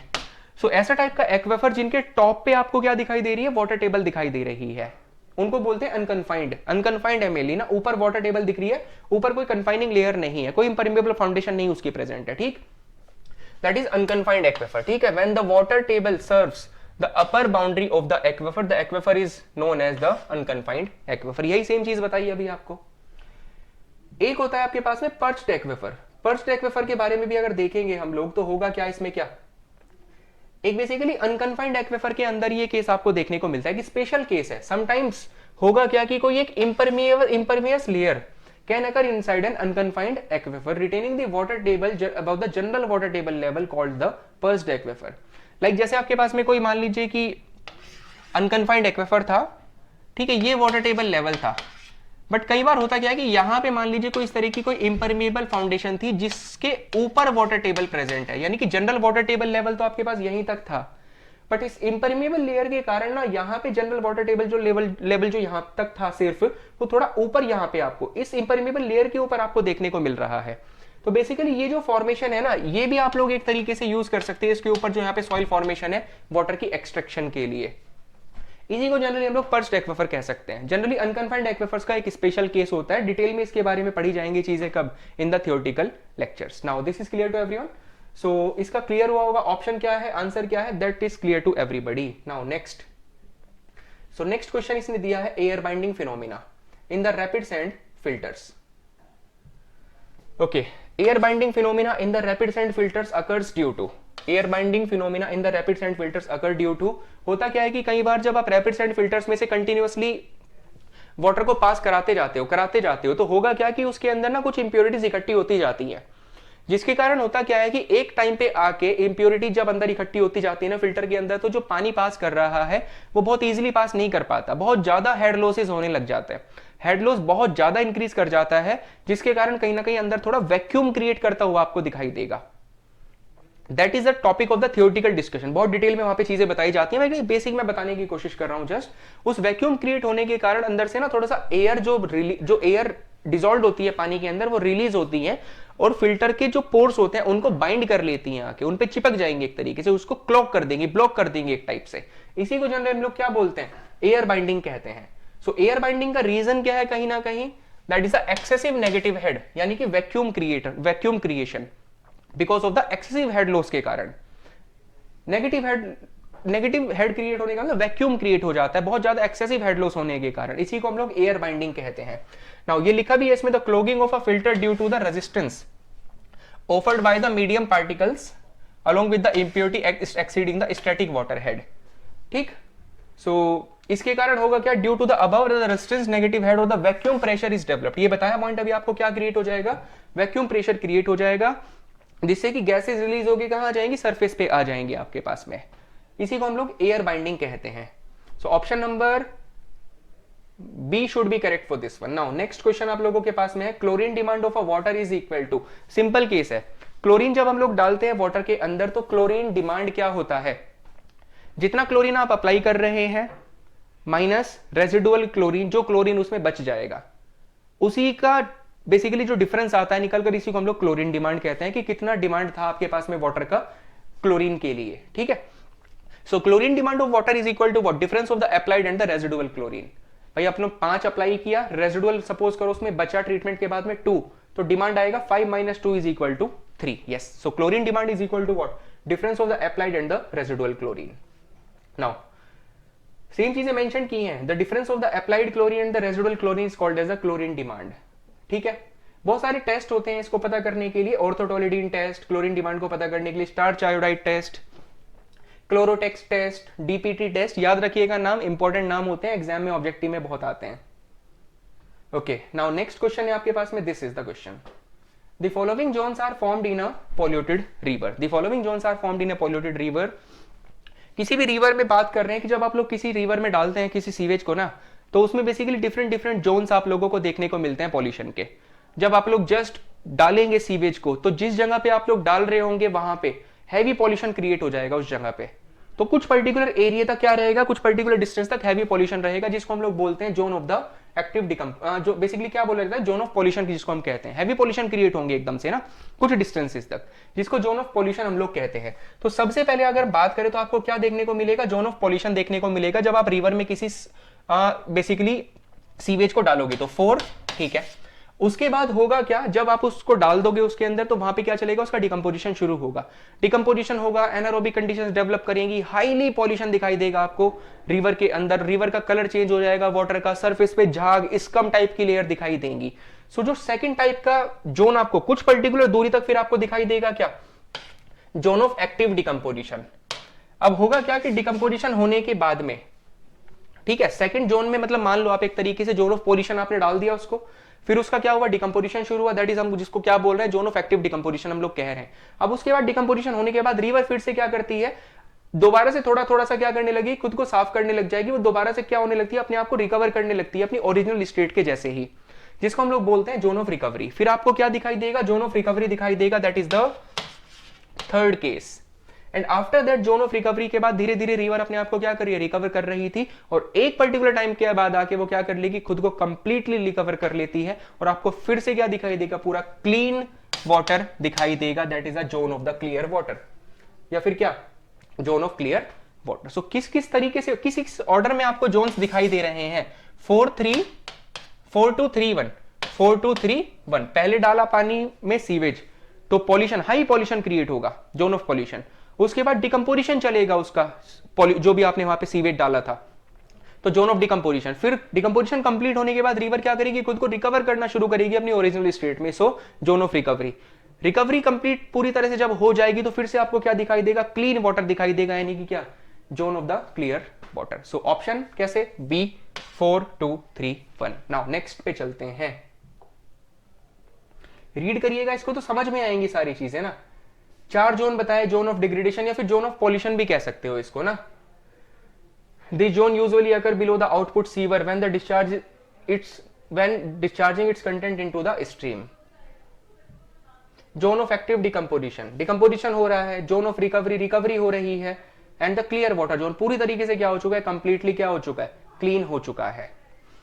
Now, specific gravity of a sewage is next. Specific gravity of a sewage is objective simple question था, जनरली क्या होता है, slightly greater than 1। सिंपल सा क्वेश्चन है, बहुत ज्यादा डिटेलिंग करनी, डायरेक्टली आपको थोड़ा सा वैल्यू पता होना चाहिए कि भाई जनरली 1 पॉइंट समथिंग होता है, 1.0 समथिंग होता है, तो स्लाइटली ग्रेटर देन 1, बहुत ज्यादा हाई नहीं होता, थोड़ा सा ज्यादा मिलेगा आपको देखने को, तो डी के साथ जा सकते हैं।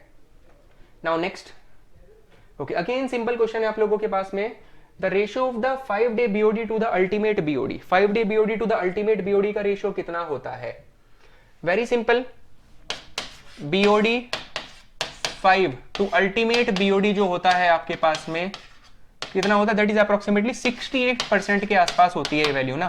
तो 68 को आप क्या बोल सकते हैं, 2/3 कह सकते हो, यस, अप्रोक्सीमेटली कितना, 2/3 कह देंगे, अप्रोक्सीमेटली 2/3 कितना आएगा, लगभग 67% के आसपास आएगा ना। सो ए के साथ जाएंगे। Next, in the treatment of the water and the waste water, degree of mixing is measured by the velocity gradient and its dimension is, yes, so velocity gradient का आप लोगों को पता होना चाहिए कि भाई जो velocity gradient होता है इसको हम रिप्रेजेंट करते हैं G से रिप्रेजेंट कर रहे हैं सपोज। एक्चुअली ये डिटरमाइन करता है कि कितनी इंटेंस मिक्सिंग करवा रहे हो आप लोग ना, जो मिक्सिंग करा रहे हो, जब आप लोग वाटर को क्या कर रहे हो, ट्रीट कर रहे हो, वाटर को ट्रीट कराना पड़ता है ना हमें, तो उसमें क्या करेंगे, मिक्सिंग की रिक्वायरमेंट पड़ेगी बेसिकली हमारे पास में, क्या जब हम लोग ये कोगुलेशन फ्लोकुलेशन करवा रहे होते हैं तो वहां पे मिक्सिंग भी करानी पड़ती है वाटर को उसकी, तो बेसिकली उसको कितना रैपिड मिक्सिंग करा रहे हो, कितना इंटेंस मिक्सिंग करा रहे हो, इसके लिए एक पैरामीटर है आप लोगों के पास में, क्या, वेलोसिटी ग्रेडियंट। होता क्या है, that is actually what, relative velocity between the two particles. Basically दो डिफरेंट वाटर पार्टिकल्स के बीच में क्या है, एक तरीके से रिलेटिव वेलोसिटी होती है, तो v1 minus v2 and divided by the distance between these two particles, इसी को बोलते हैं हम लोग टेम्पोरल मीन वेलोसिटी या फिर वेलोसिटी ग्रेडियंट जिसको आप लोग कह सकते हैं। अब इसकी हम बात करें तो यूनिट क्या निकल के आ रही है, देखो यूनिट क्या होगी भाई, मीटर पर सेकंड, मीटर पर सेकंड, वेलोसिटी क्या है, मीटर पर सेकंड होगा ना, मीटर पर सेकंड, और डिस्टेंस की यूनिट क्या होगी, मीटर, ये कैंसल आउट हो जाएगा आपके पास, तो क्या बचेगा, 1/सेकंड बचेगा, तो 1/सेकंड बचेगा, तो इसके हिसाब से इसकी यूनिट क्या बन जाएगी वेलोसिटी ग्रेडियंट की, that is one per second. So relative velocity between two particles minus v1 minus v2 divided by उनके बीच का डिस्टेंस एक तरीके से। The intensity of mixing depends upon the temporal mean velocity, g is measure of the relative velocity of the two particle, यही चीज मैंने बताई आपको, and the distance between them, इसकी यूनिट क्या होती है, सेकंड इनवर्स बोल दो फिर 1/सेकंड। सेकंड बोल दीजिए। नाउ नेक्स्ट क्या है आपके पास में,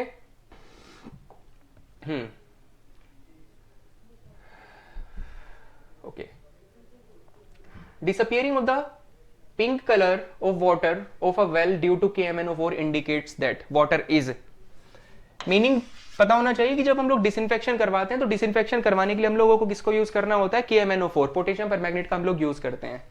उसको क्या करते हैं, बकेट में लेंगे, पानी से भरेंगे, थोड़ा सा बकेट में लेंगे और कुएं के अंदर डाल देंगे, वेल के अंदर डाल देंगे। सो जब आप उसको वेल के अंदर डालोगे तो उस वेल का कलर, जो पानी का उसका कलर था, वो क्या हो जाएगा, पिंक हो जाएगा। और अगर पिंक कलर सडनली डिसअपियर हो गया तो इसका मतलब वहां पे ये होता है प्रूव, ये इंडिकेट करता है कि वहां पे उसके अंदर ऑर्गेनिक मैटर है और माइक्रो ऑर्गेनिजम्स भी हैं। यही पूछा था इसने। डिसइंफेक्शन कराने का तरीका होता है KMnO4 को ऐड करना, जनरली विलेजेस वगैरह में बहुत ज्यादा इसको यूज किया जाता है। तो आप बकेट में लो, उसको पानी में डाल दो कुएं के अंदर, अगर पिंक कलर रहा कुछ टाइम तक तो मतलब ऑर्गेनिक मैटर से फ्री है, अगर पिंक कलर सडनली डिसअपियर हो गया इसका मतलब क्या, वहां पे ऑर्गेनिक मैटर प्रेजेंट है। तो यही सिंपल इंडिकेट करता है। Disappearing of the pink color of water of a well due to KMnO4 indicates the water contains क्या, organic matter. Simple. So when KMnO4 is added in the water, pink color appears in water, ठीक है। If the pink disappears, indicates the presence of the microorganisms in the organic matter in it. यही चीज, same चीज मैंने अभी आपको बताई। Now next, okay.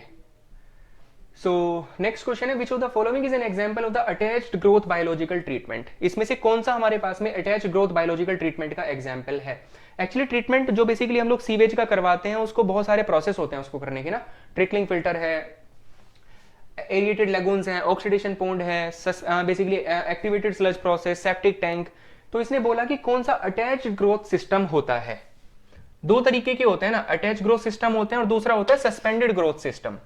तो ट्रिकलिंग फिल्टर एक तरीके से अटैच ग्रोथ सिस्टम होता है। हम ना फिल्टर बेसिकली बना दिया हमने, अब उस पे हम ना एक अटैचमेंट के लिए माइक्रो ऑर्गेनिज्म बेसिकली को अटैच, माइक्रो ऑर्गेनिज्म को अटैच होने के लिए सस्पेंडेड मैटर को बेसिकली, सॉरी, जो हमारे पास में ऑर्गेनिक मैटर आ रहा है उसको अटैच होने के लिए एक मीडियम प्रोवाइड कर देते हैं, फिल्टर मीडियम के रूप में।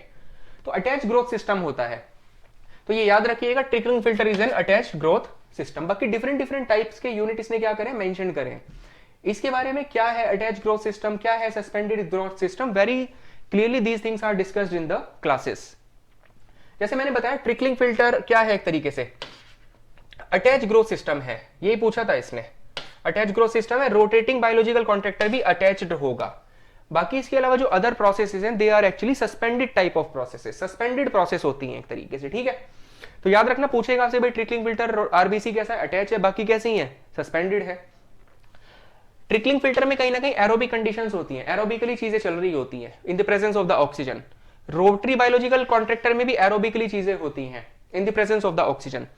एएसपी इज ऑल्सो क्या, activated sludge process is also क्या, aerobic, but that is suspended, that is suspended actually.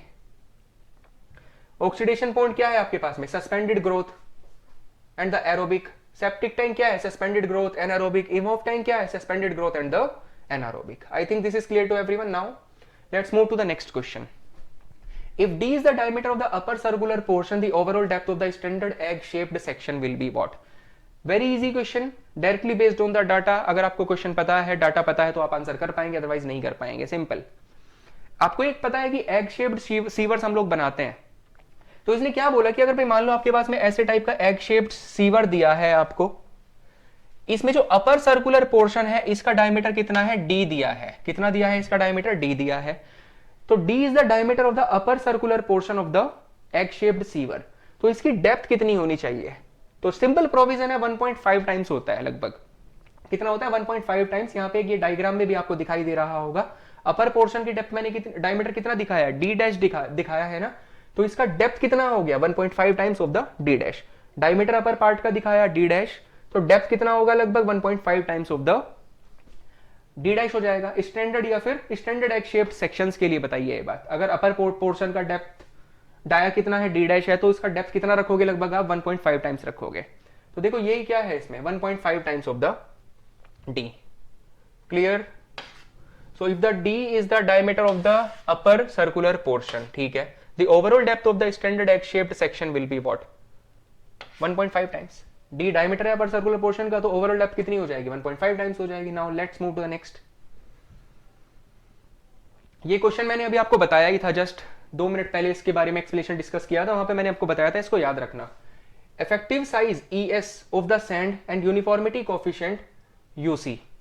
Effective size ES और uniformity coefficient UC are usually specified parameters for the sand filters, ठीक है। In slow sand filters as compare to rapid sand filters, ये पूछ रहा है आपसे। तो आपको बताया था स्लो सैंड फिल्टर में हमारा जो इफेक्टिव साइज होता था कितना था, 0.2 से 0.4 तक था। रैपिड में ज्यादा होता था तो 0.35 से 0.55 था वहां पे, तो इफेक्टिव साइज तो कम हो गया एक तरीके से ना, 0.2 से 0.4 होता था स्लो में, और रैपिड में कितना था 0.35 से लेके 0.55 था, तो कम हो गया, इफेक्टिव साइज इज लेस, ठीक है। यूसी कोएफिशिएंट ऑफ यूनिफॉर्मिटी ज्यादा होता था, ये बात बताई थी आपको मैंने। वहां पे कितना था, लगभग कितना था आपके पास में 1.8 से लगभग 3 तक था अप्रोक्सीमेटली, और उधर कितना था 1.3 से लेके लगभग 1.7 तक के आसपास था रैपिड में। तो रैपिड में यूसी क्या होता है, ज्यादा होता है, यूनिफॉर्मिटी कोएफिशिएंट ज्यादा रहेगा। वैल्यूज भी आपको मैंने बताई थी वहां पे पिछले क्वेश्चन के सॉल्यूशन में। सो ये बी मैच करेगा आपके पास ना, डाटा याद रखिएगा, पूछता है, इंपॉर्टेंट क्वेश्चन है। नाउ नेक्स्ट, ये लिखा भी है, in water treatments slow sand filters when compare to rapid sand filters produce lesser contaminated effluents. Slow sand filter में D10 0.2 टू 0.4 और 1.8 से 3, यस 0.35 टू 0.55 और 1.2 से 1.8 रैपिड में। तो आई थिंक क्लियर हुआ होगा। Next, which of the following the only non recording type rain gauge is. अच्छा, बेसिकली हाइड्रोलॉजी से क्वेश्चन पूछा है देखो, बट थोड़ा सा यूज कर लेते हैं, इन्वायरमेंट में भी रिलेटेड होती हैं चीजें। इन्वायरमेंट में जब आप लोग बात करेंगे सीवेज की, तो पता होना चाहिए ना आपको भाई बारिश का भी कितना ड्रेनेज आ रहा है, क्योंकि वो कहीं ना कहीं सीवर्स में से फ्लो करेगा। तो रेन गेज के बहुत सारे टाइप होते हैं, recording type rain gauge, non recording type rain gauge. तो हमें पता होना चाहिए कि देयर इज इंडिया में जो most common recording type rain gauge होते हैं, वेइंग टाइप रेन गेज होते हैं, टिपिंग बकेट टाइप होता है, नेचुरल साइफन टाइप होता है, फिर फ्लोट टाइप कह सकते हैं उसको हम। वहीं पे non recording type rain gauge जो है वो क्या है, that is Symons rain gauge. यही पूछा था इसने क्वेश्चन में। Which of the following non-recording type rain gauge, that is Siemens rain gauge, पूछा गया क्वेश्चन है, इंपॉर्टेंट भी बहुत ज्यादा है, बहुत आता है एग्जाम्स में ना, याद रखना क्या, Siemens type rain gauge. Okay, Siemens type rain gauge is a non recording type rain gauge, ये मेंशन भी करी है चीजें। Non recording type rain gauge कौन सा, Siemens rain gauge. This is a non recording type rain gauge commonly used in India by metrological department. Next, recording में मैंने बताया natural siphon type, weighing bucket type, tipping bucket type, याद रखना, नाम directly पूछता है आपसे। नाउ नेक्स्ट क्वेश्चन आप लोगों के पास में है ये, okay, the rate of change of dissolved oxygen in water bodies is governed bye, okay, very important equation.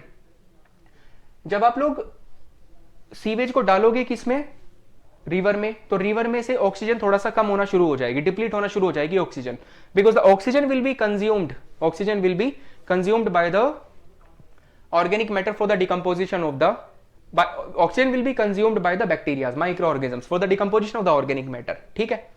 तो ऑक्सीजन क्या हो जाएगी, उसमें से डिप्लीट होना शुरू हो जाएगी। नाउ धीरे धीरे जैसे आगे चलते जाएंगे ना रिवर में, टाइम बढ़ता जाएगा, टाइम के साथ साथ ना ऑक्सीजन का डिप्लीशन होता जाएगा, ऑक्सीजन कम होती चली जाएगी।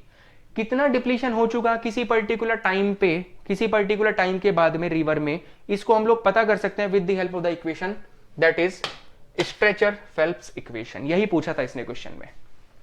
The rate of the change of the dissolved oxygen in the water bodies is governed bye stretcher Phelps equation. Stretcher Phelps equation की हेल्प से आप निकाल सकते हैं किसी भी टाइम पे कितनी डेफिशिएंसी हमारे पास में रिवर के अंदर देखने को मिल रही है, किसकी, ऑक्सीजन के लिए। At any particular time what is the deficiency of the oxygen in the water, river water, ये निकाल सकते हैं with the help of the Streeter Phelps equation. And this equation has been mentioned here as well, यहां पे भी equation को क्या करा है, मेंशन किया है। yes, this is the equation. so dt is equal to what, kd into l upon kr minus kd, 10 to the power minus kd into t, 10 to the power minus kr into t plus d naught 10 to the power minus kr into t. so this is actually the Stretcher Phelps equation. कैसे इसको apply करते हैं, क्या various parameters के meaning है यहाँ पे, all these things are discussed in very much of the detail in the theoretical classes, so you should understand all these concepts. So इसी के लिए मैंने बताया कि योरपीडिया का बेसिकली हमारे पास में बैचेस भी शुरू हो चुके हैं। असिस्टेंट इन्वायरमेंटल इंजीनियर को लेके गुजरात में जो वैकेंसीज आई हैं 144, उसके लिए डेडिकेटेडली तो आप ये सब ज्वाइन करके पूरा कंप्लीट पैकेज ले सकते हैं अपने पास कोर्स का। नाउ नेक्स्ट क्वेश्चन आप लोगों के पास में है, yes this is the question, dissolved oxygen sag curve used to find the. अब बेसिकली जैसे मैंने आपको 2 मिनट पहले बताया कि जब हम लोग पानी में डालेंगे क्या, सीवेज, सीवेज जब डालोगे पानी में तो सीवेज को क्या करेंगे, माइक्रो ऑर्गेनिजम्स क्या करेंगे, डिकम्पोज करने की कोशिश करेंगे। सीवेज को डिकम्पोज करेंगे, ऑर्गेनिक मैटर को कहेंगे डिकम्पोज करेंगे, तो उसमें से ऑक्सीजन का होगा डिप्लीशन। तो वो ऑक्सीजन का डिप्लीशन ना एक तरीके से कर्व के फॉर्म में हम लोग दिखा देते हैं, जिसको हम बोल सकते हैं डिसॉल्व्ड ऑक्सीजन कर्व। जैसे यहां पे आपको दिखाई दे रहा होगा ये कर्व है, डिसॉल्व्ड ऑक्सीजन कर्व। इनिशियली जब आप लोग क्या करेंगे, डालेंगे किसको, ऑर्गेनिक मैटर को, तो क्या होगा, ऑक्सीजन का लेवल डाउन होना शुरू हो जाएगा। जैसे देखो यहां पे डिसॉल्व्ड ऑक्सीजन है और टाइम दिखाया है, तो इनिशियली तो ऑक्सीजन लेवल डाउन जा रहा है क्योंकि डिकम्पोजिशन चल रहा होगा उसका ना।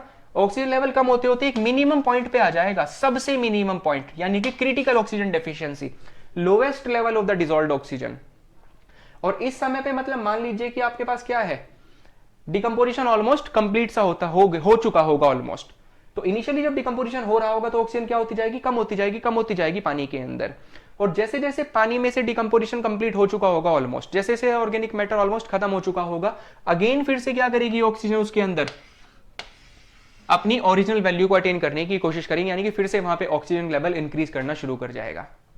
तो ऑक्सीजन का ऑक्सीजन का लेवल डाउन जा रहा है, साथ में जब डिकम्पोजिशन कंप्लीट हो जाएगा ऑलमोस्ट, तो फिर से ऑक्सीजन लेवल क्या करने लग जाएगा, वहां पे इंक्रीज करने लग जाएगा। तो वही सेम यहां पे शो करा है, विद टाइम पहले डाउन जाएगा फिर ऊपर आएगा। सो इसकी हेल्प से हम लोग क्या कर सकते हैं ना, डिसॉल्व्ड ऑक्सीजन कर्व की हेल्प से हम लोग निकाल सकते हैं कि कितना मैक्सिमम आपको डेफिशिएंसी देखने को मिली है। What is the maximum value of the deficiency जो आपको पानी में देखने को मिल रही है, किसकी, ऑक्सीजन की, डिसॉल्व्ड ऑक्सीजन की। तो देखिए जरा क्या बोला इसमें क्वेश्चंस में, डीओ सैक कर्व, इसी को सैक कर्व भी कह सकते हैं हम लोग ना। DO sag curve used to find the COD of the water, lowest dissolved oxygen level, yes occurring point due to the industrial waste water, बिल्कुल सही बात है।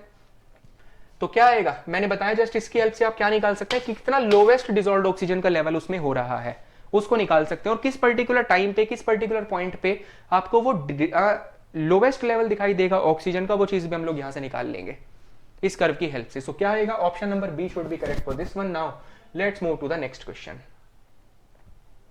ओके, इजी क्वेश्चन है next. The ability of the solutes in water to neutralize added strong acids is, the ability of the solutes in water to neutralize added strong acids is, that is actually called as the alkalinity. The property of the water to neutralize the acids, उसको alkalinity कहते हैं। The property of the water to neutralize the acids is called as the alkalinity, उसको alkalinity कहा जाता है। तो alkalinity आ जाएगा simple B, hardness नहीं, टोटल डिसॉल्व सॉलिड्स नहीं, एसिडिटी नहीं, alkalinity। एसिड्स को न्यूट्रलाइज करने की एबिलिटी को alkalinity कहा जाता है। Next, water alkalinity is defined as the capacity to react with the strong acid up to a preset pH. Next, water hardness is due to mostly due to the presence of, अच्छा ये पूछा है इसने कि hardness किसके कारण होती है, मेनली वाटर के अंदर। So we should understand this, the hardness is mainly because of what, multivalent cations. ये पता है हमको सब चीज, जो हार्डनेस होती है वाटर के अंदर, that is because of the multivalent cations, that is Mg2 positive, Ca2 positive, Al3 positive, इस टाइप से। तो क्या हो जाएगा आपके पास में, Ca2 positive ion, suspended solid no, gases no, vapours no, multivalent cations, that is Ca2 positive. ठीक है, it occurs due to the presence of the multivalent cations, and the multivalent cations may be present in the like bicarbonate form और carbonate form, या फिर किसी sulphates, chloride, nitrates के साथ भी combined होकर मल्टीवेलेंट केटाइंस पानी के अंदर आपको मिल सकते हैं। Now next, okay, so next of the question आप लोगों के पास में है, the average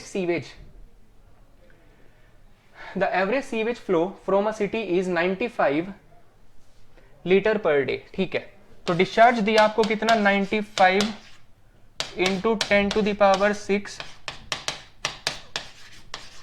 litre per day दे रखा है, एंड द 5 डे बीओडी दिया है आपको इस सीवेज का कितना, 300 milligram per litre. The average contribution of the BOD5 is 0.08 kg per person per day. Okay, 0.08 KG पर पर्सन पर डे, केजी पर person per day. The population equivalent of the city will be, population equivalent पूछा है आपसे ना, यानी कि ये जो बीओडी टोटल इंडस्ट्री से प्रोड्यूस हो रहा है ना बेसिकली यहां पे, तो लगभग ये कितने लोगों के इक्विवेलेंट प्रोड्यूस कर रही है। ये जो बीओडी यहाँ पे आपको मिल रहा है टोटल जो प्रोड्यूस हो रहा है यहाँ पे, तो इस बीओडी को लगभग कितने लोग एक तरीके से प्रोड्यूस कर रहे होंगे, इसको बेसिकली पॉपुलेशन इक्विवेलेंट पूछा है। मतलब the total quantity of the BOD produced, कितने लोगों ने ये मिलके एक तरीके से इतनी बीओडी की क्वांटिटी प्रोड्यूस करी है, ये चीज पूछ रहा है आपसे। तो वेरी सिंपल, आप यूनिट को मैच करेंगे तो आपका आंसर आ जाएगा आराम से। देखो टोटल बीओडी आपका कितना प्रोड्यूस हो रहा है, total BOD produced will be what is equal to what, per day कितना हो रहा है, डिस्चार्ज है आपके पास कितना 95 into 10 to the power 6 litre per day into, अच्छा पर लीटर बीओडी कितना है 300 मिलीग्राम पर लीटर। तो टोटल डिस्चार्ज है 95 into 10 to the power 6 litre per day, एक दिन में इतना डिस्चार्ज प्रोड्यूस हो रहा है, और पर लीटर बीओडी है आपके पास में 300 मिलीग्राम। तो टोटल बीओडी कितना प्रोड्यूस हो जाएगा आपके पास में, we can calculate this value from here. हम इसको क्या कर सकते हैं, इजीली कैलकुलेट कर सकते हैं। सो इसको कैलकुलेट करेंगे तो कितना आएगा आपके पास में 95 इंटू 300 कह सकते हैं 28500। अच्छा ये बनेगा आपके पास में 10 टू द पावर 6 भी तो है यहाँ पे, तो मैं एक काम करता हूँ, ये मिलीग्राम में आ रहा है ना, मैं इसको केजी में कन्वर्ट कर लेता हूँ। किस तरह से 10 टू द पावर 6 से डिवाइड करवा कर। सो इसको 10 टू द पावर 6 से जब आप डिवाइड करोगे तो ये किस में कन्वर्ट हो जाएगा, केजी पर डे, यानी कि हर दिन लगभग 28500 KG per day BOD produce हो रहा है। अब पर पर्सन कितना प्रोड्यूस करता है पर डे, पर पर्सन प्रोड्यूस कर रहा है कितना आपके पास में 0.08 केजी पर पर्सन पर डे। तो देख लेंगे कितने लोगों ने मिलकर इतना बीओडी प्रोड्यूस किया होगा। वेरी सिंपल, जस्ट डिवाइड कराना है, तो कितना आ जाएगा डिवाइड करके देखो, इसको डिवाइड करो 0.8 से 35625 95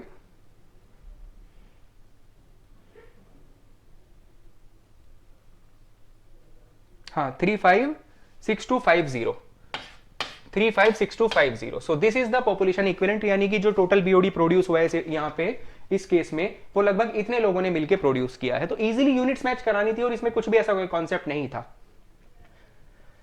now next, if the total hardness and the alkalinity of a sample, if the total hardness and the alkalinity of a sample of the water are 300 milligram per liter and 100 milligram per liter respectively, then the carbonate and the non carbonate hardness कितना होगा। इसका concept मैं आपको already discuss कर चुका हूं कि carbonate hardness is equal to what, minimum of total hardness या फिर एल्कलिनिटी, ये होता है।